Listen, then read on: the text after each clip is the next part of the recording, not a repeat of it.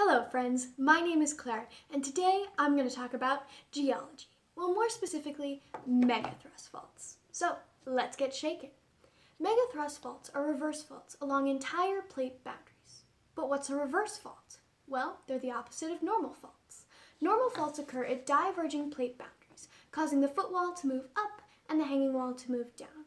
Reverse faults are exactly the opposite. They occur at converging plate boundaries, causing the footwall to move down and the hanging wall to move up. But being a reverse fault isn't really what makes megathrust faults so special. What makes them special is that they aren't really faults at all. Geologists just call them that because it sounds cooler. You see, a fault is a planar fracture or discontinuity in a volume of rock along which there has been significant rock mass movement. Keyword here, fracture. In geology, a fracture is any kind of break or separation in a volume of rock. So, megathrust faults aren't really faults because they're not fractures. They're just plate boundaries, and that makes them special because it makes them extremely dangerous.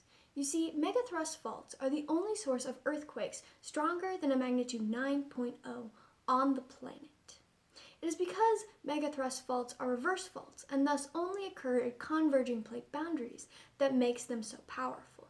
Because one plate is pushing another plate downwards, the bottom plate tends to descend at about 10 or 20 degrees from horizontal. This makes it shallow, brittle, and cold.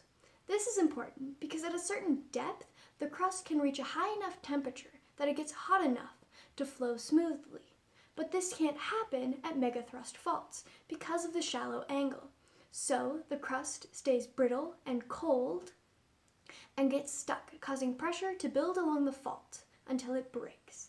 This causes a massive release of energy called a megathrust earthquake, which are the only earthquakes on the planet stronger than a magnitude 9.0.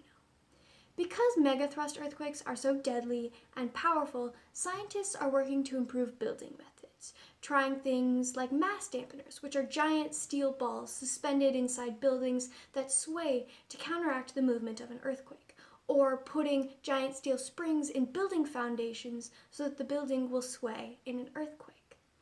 Earthquakes are forcing us to adapt to our planet, pushing us to solve new problems by inventing newer, better technology to withstand them. Well, that's all the time I have today. Thank you for watching, and I hope you learned something new.